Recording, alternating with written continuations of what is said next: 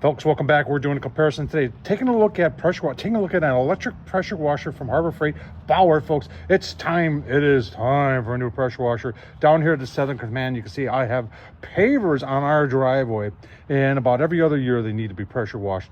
And the old girl there, it's seen its last legs. I have had the last 2 years, I've had to take the bowl off, carburetor off, clean it off just to try and get it to run. Yesterday I did the same thing. I didn't even get done with the sidewalk and it was sputtering, and I just told the wife, I said, I want to go electric.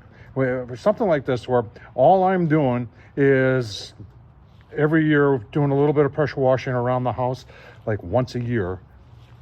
These things, especially in the Florida climate, regardless whether you're draining, and putting everything into it or taking the gas totally out of it, they have a hard time handling the heat and humidity, whereas electric one, I believe, is going to do better. But you know what? We're going to find out over time. This thing is from Harbor Freight. It is Bauer. It's 2,300 PSI. Pretty cool. To show you what it took to put together, we're going to show you the features, and we're going to show you how it works. Goodbye. All right, I've told you this before. One of the great things about buying Bauer products is you can go to the store. You don't have to look it up. All you gotta do is look at the box. Everything that you need to know about this here unit is on that there box. And you can see it is cord, does run off of 110. Maximum pressure is 2,300 PSI, 1.2 GPMs per minute, 13 amps. Now that's, you gotta make sure you can do it. They kind of stay. What's funny is they have a smaller one. It takes 14 amps. This one takes 13 amps. Hose length, 25 feet. Wheel size, 12-inch. These are nice wheels. Just rolling around here was really nice. Comes with 35 feet GFC I-cord. If you're wondering about the weight, it's 49 pounds, so more or less 50 pounds. It does have a soaper, so you can soap. I never do that. Comes with some attachments. Then it has that adjustable one that we're going to try today. You can see foam padded onboard storage, everything here that you need to do. And assembly, see this right here and that right there, that's all you had to put together. Is you put that arm, you snap it in, and you know what, if you're limited on space for storage, like I only use this once a year, so technically I could put it up in the attic if I wanted to carry it, and I could take that handle off. That's how nice it is, and I really think this is going to last a lot better than a gas-operated one that I use once a year. Like I said, this is the second gas-operated one. We had one from Sam's Club that was a Honda, and I learned a lesson right there that just because it was a Honda engine didn't mean it was Honda good. This one's a Briggs, and it was fine while it worked. And most frustrating thing is when it doesn't work. Now, one of the key things with electric ones here, folks, is like with any other pressure washer, you gotta make sure you hook up the water first, run water through all the hoses, make sure you got water coming out of the tip before you turn it on. Otherwise, you do damage to that pump. All right, this is one of those things where I did not, I would have liked to got this on sale, but it wasn't. And I gotta have it. So I want a pressure wash today. So $260 is what I paid for it from Bauer. Now they do have that extended warranty stuff. I think 2 years was $60 and 3 years was 70, and I opted out of it. You got 90 days to replace it. If it's gonna work, I'm gonna know today. And that's what's left to do. Let's fire it up and see how it works. All right, so we're ready to get started here. I am using what I'm hoping is somewhat of a dedicated circuit in my garage here. Remember, this thing needs 13 amps. What's nice about this is this cord, 35 feet long. For me, this is going to be perfect. Got my hose, got the water set up. I ran it without it on to get all the water through the system. That's what they say to do. And we got 25 feet of hose. We got 35 feet of cord. So boy, we're doing math here. 55 feet.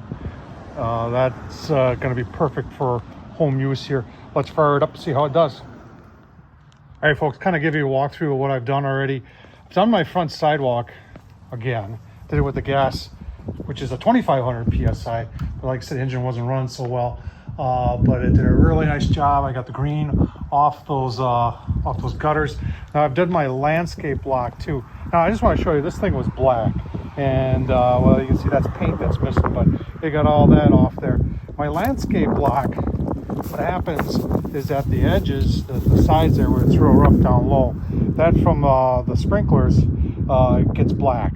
and it took that right off. Now the tops I went over too, but what I'll do is when I seal the driveway, whatever's left over, I'll give a coat on top, and then that keeps them nice and clean. So far so good. Now I have, in order to do a comparison, I've been using the same tip that I used to use on the old on the old one over there, which was a 25 degree, and that one was supposedly 2500 psi, and I gotta tell you right now, this one at 2300 psi seems to be working almost better. I've got just as much power, if not more. No problems with the 13 amps. Love the long cord, love the long hose. I mean, this thing is those big 12-inch wheels working like a charm. See if I can get you set up and show you it in action. All right, let's give you a look. See here.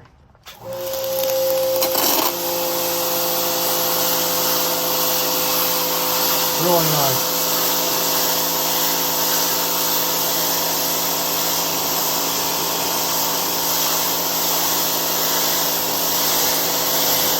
Could do this all day. In fact, I think I will. All right, I might as well take you the whole way. You know, now that we've got it all pressure washed, let's apply a sealer. Now, let's talk a little bit about sealers. Oil-based, water-based, or silenes, siloxanes. On this concrete, I've been using since we moved into this house, an oil-based. What I like about the oil-based is that it does enhance the color. So here in Florida, the sun will bleach out the color.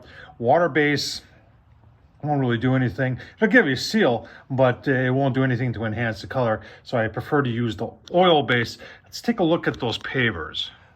So a lot of people are used to seeing pavers that are laid on sand that has a gravel base. This is a little bit different, where we've actually got a concrete base, and then the pavers, they're only about this thick, which is almost 2 inches, and then they're just glued into place, and then they use that polymetric, whatever it is, I'm saying that wrong, sand, that when it gets wet, it kind of locks everything together. And this, whoever did this did a very nice job, because I've only had to replace a couple of them through the years. I got a couple that have like a crack in it here and there, but until they start really falling apart, then I don't take them out and replace them. But it's a pretty cool idea, and you don't have to worry about weeds, and it'll last pretty long. Is it on? Oh.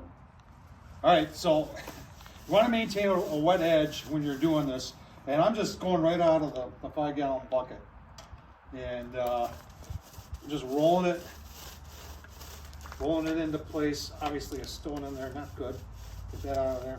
Did blow this off, and then I'll just kind of go overlapping some of the areas, and I'm doing it with the sun so I can see the shine from the product, and that shows me whether or not I'm getting good coverage. So super simple to do. Remember, if I can do it, so can you. Thanks. All right, got her done.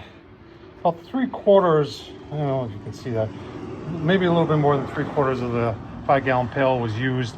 One coat. If you do this every year, I don't like to go crazy on the coats. I think it turns out just great the way it is. Hope this was helpful. Tom Horseman of YouTube. Thumbs up, leave a comment, and as always, appreciate you watching.